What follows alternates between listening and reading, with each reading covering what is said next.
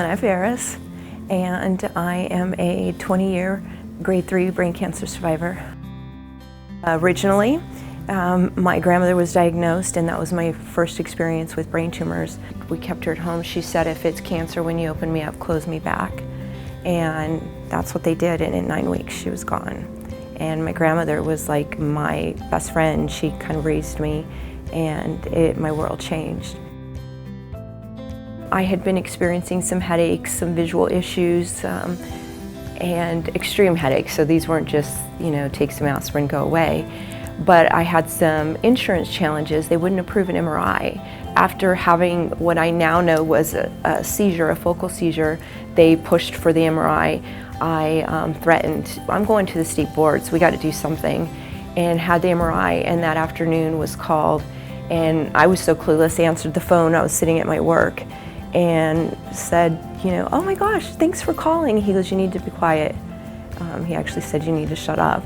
And I'm like, I'm sorry. He goes, you have a brain tumor and you need surgery. I know exactly what went through my head. I said, can't I? I have 2 kids. And that's literally what, brain tumor.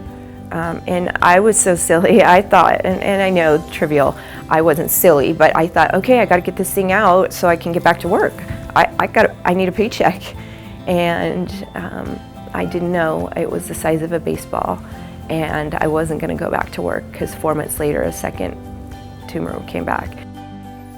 The worst part about it is I lost out on, and I say this, yes, I'm here, but I didn't get to see them grow up like I wanted to. They spent a lot of time with their dad because I was sick. I just kind of pressed through, but it's difficult, not even in the big scope of what if. It's difficult when you have your little kids looking at you going, Mommy, what if you die?